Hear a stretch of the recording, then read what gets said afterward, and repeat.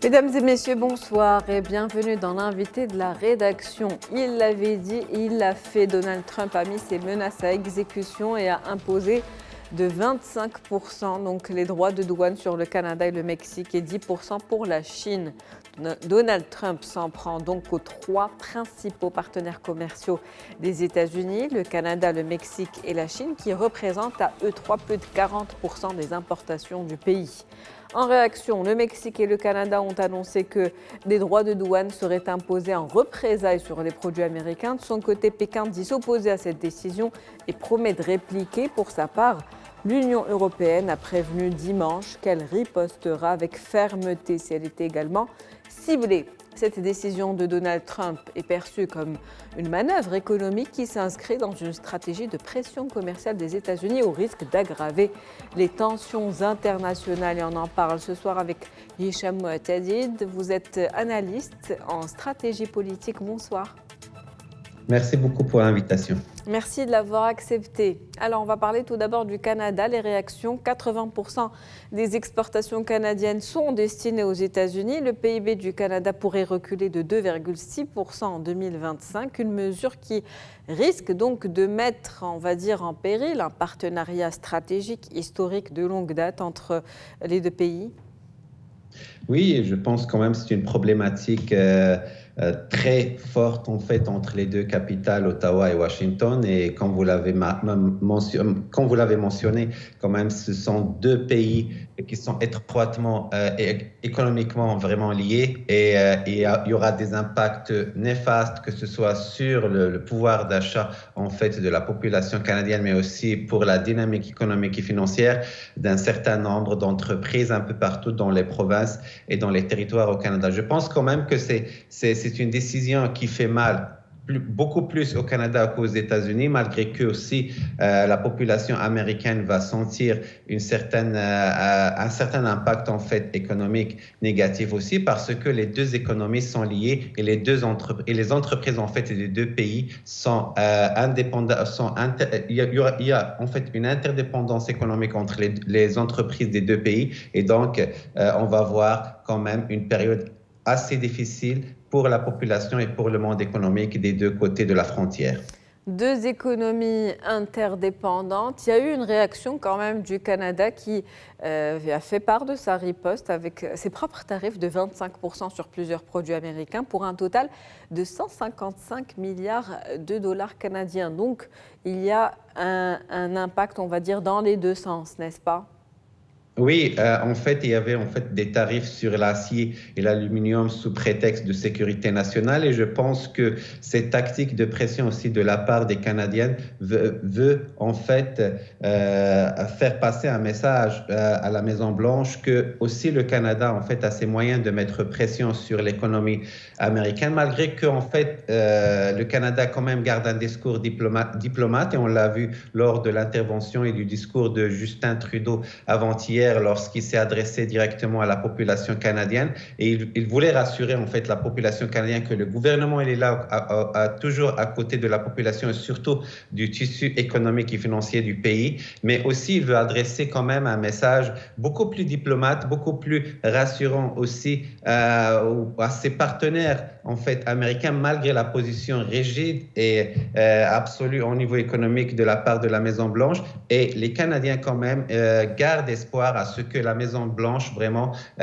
ouvre les négociations le plus vite possible, parce que en fait cette décision de Washington n'est pas dans l'intérêt ni des Américains et non plus des Canadiens. D'ailleurs, c'est pourquoi on l'a vu hier dans la presse et même ce matin tôt que Donald Trump a accepté de faire un appel en fait avec aussi son homologue canadien Justin Trudeau, mais aussi avec les Mexicains, pour qu'ils puissent repenser comment dépasser cette crise. Et je pense qu'en fait, c'est ça l'objectif de Donald Trump, c'est qu'il voulait vraiment imposer ce genre de décret ou ce genre de décision à ses deux alliés en fait du Nord et du Sud, pour pouvoir négocier, mais aussi renégocier en fait le pacte économique qui lie en fait ces trois pays de l'Amérique du Nord.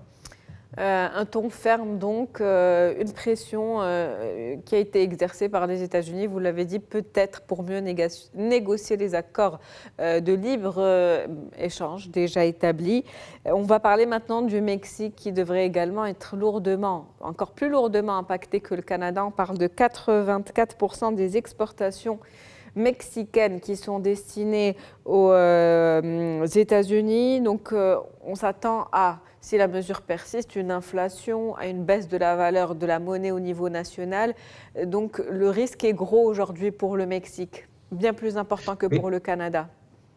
Oui, bien évidemment, comme vous l'avez mentionné, Madame Hamlichi, que c'est un impact encore plus lourd en fait pour le Mexique et les Mexicains. En fait, Trump impose des tarifs douaniers pour forcer le Mexique surtout à renforcer en fait la sécurité aux frontières et limiter l'immigration illégale. Et je pense qu'en fait cette démarche en fait envers les Mexicains surtout, c'est pour en fait d'abord les pousser à renégocier en fait la relation économique avec les États-Unis, mais surtout aussi c'est une position adressée à son électorat à l'intérieur des États-Unis. Il veut vraiment dire à ceux qui ont voté Trump et qui ont voté le Parti républicain qu'on est là, qu'on est capable de prendre nos décisions dès la première journée en fait à la Maison-Blanche, et surtout pour ceux qui sont contre l'immigration et ceux aussi qui sont vers en fait le fait de resserrer les frontières et la sécurité des Américains. Et je pense que au niveau des conséquences économiques, quand même les hausses des coûts pour les entreprises américaines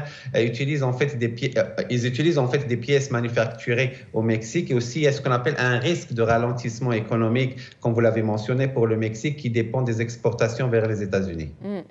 Donc vous l'avez déjà dit en début d'émission, les États-Unis vont être également impactés donc, par ces mesures qui viennent d'être prises.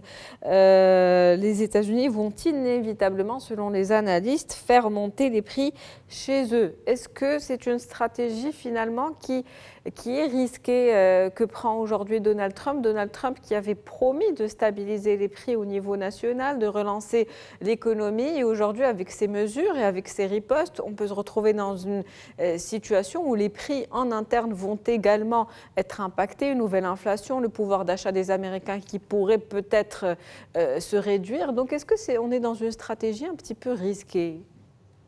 En fait, vous avez raison. En fait, au niveau des enjeux géopolitiques par rapport à cette décision, il va y avoir certainement un certain affaiblissement en fait du partenariat nord-américain, mais aussi une certaine accentuation des tensions migratoires au niveau des frontières. Parce que veut pas en fait, les États-Unis est bordé par deux pays où les frontières sont très longues et c'est très difficile vraiment à contrôler. Il va y avoir aussi une détérioration des relations commerciales et diplomatiques avec les États-Unis de la part des deux pays, mais aussi il va pousser en fait ces deux pays à aller chercher ou diversifier ces partenariats. Et à ce niveau-là où les États-Unis va perdre, c'est-à-dire il va non seulement perdre dans un sens au niveau national où les prix vont augmenter parce que les économies sont interdépendantes, que ce soit avec le Mexique ou avec le Canada, mais aussi il va pousser en fait ces deux alliés stratégiques et traditionnels à aller chercher en fait des partenariats, que ce soit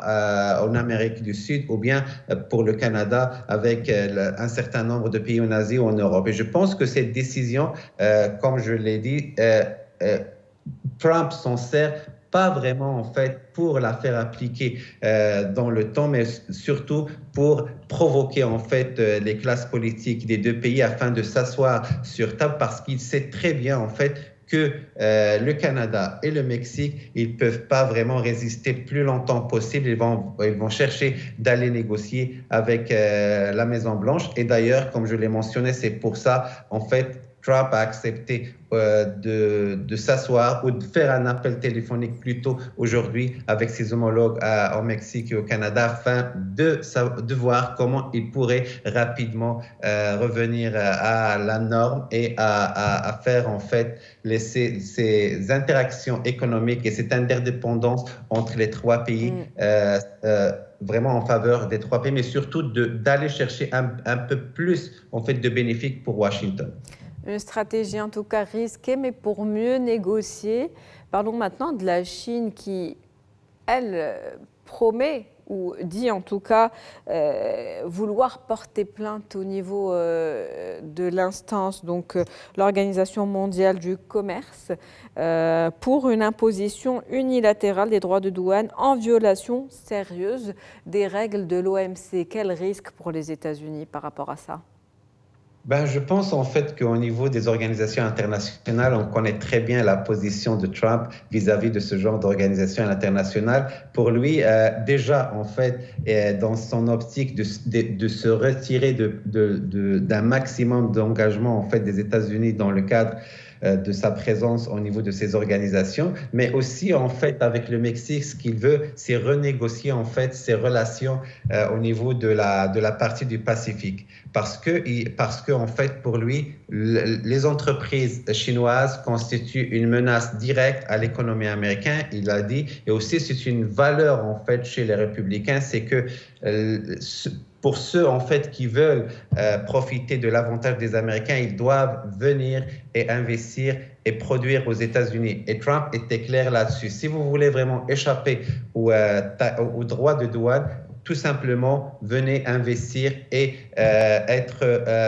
une partie prenante à l'intérieur des États-Unis. Et je pense que cette vision-là aussi s'est adressée au mouvement MAGA, en fait, qui soutient vraiment Trump. Et il veut aussi dire à ce mouvement-là qui a soutenu Trump dans son retour à la Maison-Blanche que je suis là pour défendre vos intérêts, je suis là vraiment à tenir les promesses que j'ai tenues, et je pense que vraiment cette position politique dans le discours de Trump depuis son arrivée à la Maison-Blanche, c'est un discours plutôt stratégique pour faire pousser ses partenaires de s'asseoir de nouveau à repenser les relations avec les Américains, mais surtout aussi pour rassurer son électorat à l'intérieur des États-Unis, pour dire que si je suis de retour à la Maison-Blanche, c'est pour défendre les intérêts des Américains, pour faire en fait renaître en fait l'économie américaine qui a souffert beaucoup ces dernières années, mais aussi pour pousser les pays à venir investir chez nous afin vraiment de garantir cette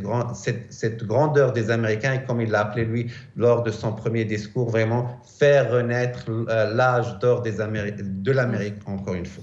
Un discours stratégique pour mieux négocier et pour encourager davantage l'investissement en interne. On va voir l'évolution de la situation dans les jours qui viennent. Merci à vous, Monsieur Hicham Tiadid, pour toutes ces précisions et pour cette analyse. Je rappelle que vous êtes analyste en stratégie politique. C'est un plaisir de vous avoir avec nous. Merci beaucoup pour votre invitation, Madame. C'est la fin d'invité de la rédaction pour ce soir. Merci pour votre fidélité. On se retrouve demain avec un nouvel invité, nouveau sujet. Très bonne soirée.